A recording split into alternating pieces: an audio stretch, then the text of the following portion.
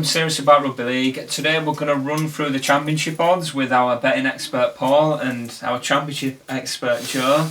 It's going to be an open race this year in the Championship, with Toronto coming up, London coming down, losing a few key players, so it's going to be interesting to see how the bookies have really priced this. We start off, Paul, with kind of the outside bets. Yeah, well, obviously, we've had shocks in leagues before, but I mean the bottom four in the betting, we've got Dewsbury at 50-1, Swinton at 50-1, with Oldham and Whitehaven both at hundreds.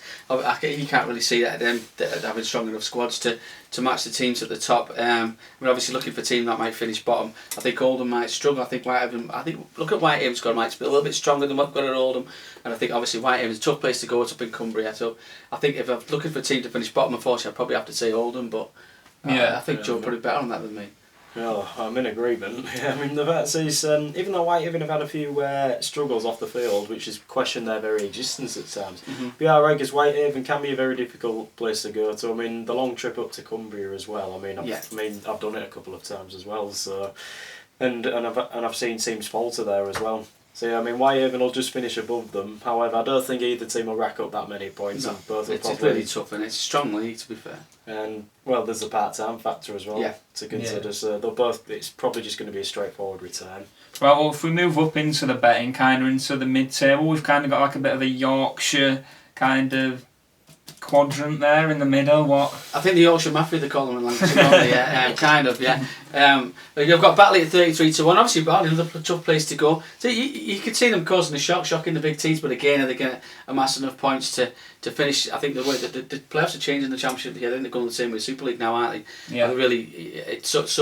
I think finishing high up is key, so you can't really see it. I think Sheffield were up there for long periods last year, weren't they? I know they won the 1895 Cup. Yeah. 25-1, that's a fair bit of value, to be honest. And I think there's a lot of value to be had further down.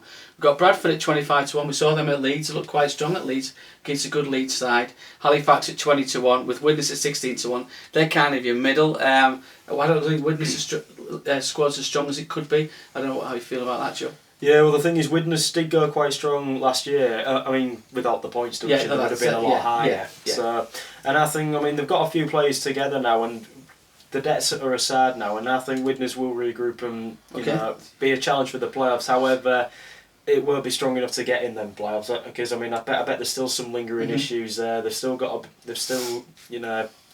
Might be strapped for resources as well, as I get the word out. Then as a result, Widnes will probably just miss out. I'll go down Halifax. They surprised us all, as they do. I mean, the Challenge Cup semi-final last year. I mean, before that, 3 out of 4 Super 8 qualifiers berths. That's what stands out, that price, 20-1 really, isn't it, for Halifax when you look at it? On basis on what you just said there, yeah. Well, yeah, I mean, even them, Simon Griggs, he's got a decent team together, some good signings in Jody Broughton, and well, they've kept the likes of Sean Robinson as well on the other wing. There's of course the experienced Scott Morrell and another new signing there, Tom Gilmore, to partner him. I mean, he impressed in their win against Hull. It's Keegan Hurst as well as coming. He's the big one. I mean, the fact is, he did not go so strong at Wakefield, but he did have competition there. But I mean, he was a hero at Batley Bulldogs, and he could very well be the same at Halifax as well. So I agree with that. So I think it's very good odds there for Halifax. Going down the table, Bradford Bulls, joint with Sheffield, as you say, Paul. The thing is with Bradford, they've let a lot of players go. Even though they did show signs of promise at Leeds, however, because of that and the move to Dewsbury, I mean, it might affect them up there. I mean, it could all be mind games with Bradford. Sheffield as well, they've played some very good rugby, especially last year. But I mean, there's off-field issues as well concerning their very home ground too. And there's the part-time factor to consider. And then as for Batley, what might get them a few home wins is the old slope there at the Fox Biscuits Stadium. Tough place to go. It's very tough. But then again, since John Keir left and now Matt Diskin gone as well, they won't be the same team. So even in that order, I do agree with all of that. Well, I think if we move up now, I think this is where it gets really interesting, doesn't it? Because we were speaking earlier and we were kind of not sure whether the bookies had quite priced this up right with the favourites. I mean, you've got Featherstone there who lost the £1 million game last year in Toronto. They were very, very unlucky. And then as we come down, Paul, it's kind of not really much to choose between them. That's why we've got just on the outside of the 5. We've got York at 10-1. Yeah. At the top we've got Featherstone and Leith and London pretty much locked about 3-1. Yeah. You get 7-2 Leith, you shop around. For me that was surprisingly because I watched them Saturday and before I actually looked at the odds, I not really heard people talk about Leith as finishing top. They've been a threat this year. They've had the problems over the years, which have been well documented the last few years since they've come down from Super League. But they're actually joint favourites in most places, which is, and I did see them Saturday, and I actually like what I saw from Leigh. They played a good Salford team. They were in it for large parts of the game. Early second half, they come right back into it. Just a couple of little loose mistakes, and obviously Leigh played 2 teams in the game. They basically changed the team at half time. Which obviously affects the rhythm massively. But you can see, like Liam Hood was on the field, you can see Leigh are going to be a real threat this year. Yeah. So if I had to look at that, I would say Leigh, like I said, Featherstone 3, Leigh 3, London 3, maybe get 7-2 if you shop around. Toulouse at 4-1, who I know everybody's dangers, I think, but York at 10-1, so I don't know what you feel there, Joe. I do agree, because I mean, even though York, they were the dark horses, I'd say, for promotion last year. Okay, with respect, they did flop in the playoffs, if you could say that. They were up against it. Featherstone and Toulouse, of course. Game, those later, I think. Well, yeah. I mean, you shouldn't lose at home in the playoffs. Well, not in the manner they did, because No. they were well beaten, weren't they? So, no offence, York fans. Getting loads of messages now. Yeah. Well, I mean, but yeah, I do agree with York at 10-1. I still think they're pretty decent odds, because I mean, even then they brought in a couple of good players as well. I mean, James Green, and Danny Washbrook as well, for experience there. And they've even retained a few like Connor Robinson and Matty Marsh. So, I mean, I think York could be dark horses for it again. Toulouse 4-1, well, they've played some of the best rugby league I've seen in the Championship. I mean, the status is full-time as well. But yeah, I mean, that's Toulouse's strength. They're a fantastic attack, but their fault is that they do ship in a lot of points as well. I mean, they do struggle to defend, as we saw in the qualifiers a couple of years back as well. So that's what I think Toulouse's downfall will be. Do they suffer from the same travel sickness that we see with the Catalans? Do they suffer from that as bad as Catalans do? Well, they have done in the past, because I mean, I think in the past I've seen them drop points away at the likes of Swinton Lions. No disrespect there to Swinton. I mean, they produce some special results.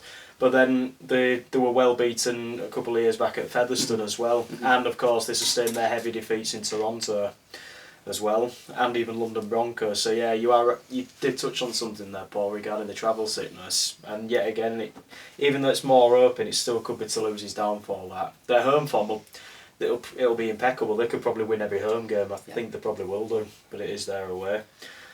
London Broncos, Liam Fev, as Ben touched on earlier, all 3 favourites, and it will be tough because London are in transition, but they brought in quality as well as released some.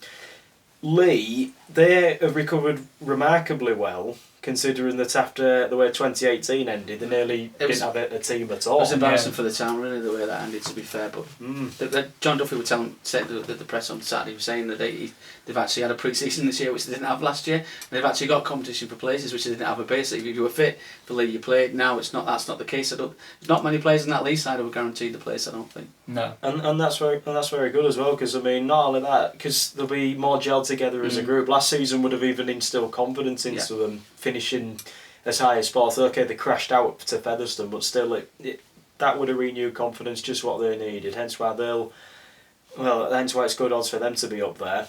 However, they have been known to choke in the past. Yet again, no disrespect, but the fact is, even though the 2016 was the exception, we'll just say that. But then the way they went back down, the way they failed to finish in the qualifiers in 2018, and then last year in the playoffs. And let's not forget 2015 before all of that. That could be Leigh's possible downfall, but they'll still be up there and challenging, because they've also got a lot of experience in the playoffs as well. And lastly, Featherstone, yet again, went ever so close. One of the most historic playoff runs ever. And they've been to a championship grand final more than once, even managed to win there. And yet again, the history and statistics and the experience is on their side as well. Right, to finish off, I want your surprise package and who you think will be promoted. Well, I was actually going to go with Sheffield, but listening to Joe, I've changed. I really think 20-1's massive for Halifax. Yeah. The squad they've got and the history they've got, they've done well in the Super 8. But I've said picked Leigh before. I do think Leigh. I think this could be a good year for Lee. I think Lee will win the grand final. But like I said, outside I would go with Halifax. Joe? Well, Featherstone could be the surprise package to be promoted. However, another team to come in the playoffs, it would be Halifax. I mean, I'm not copying your idea. No, I'm not. You give me the idea, to be fair. I took it from you. Well, as I say, because the thing is with Fax, I mean, even though they've got a couple of ageing players in there, but I think they'll really want to go out, or in other words, have one last fling. And they'll get up. They could very well challenge in there. It's going to be an incredibly close run. Yeah. But Featherstone, given their experience, I just think they might just have the edge this time, especially if they have a couple of home games in the playoffs. Let's not forget Halifax as well. Easy forget it. Had a good run in the cup last year as well. Yeah, very true. Yeah.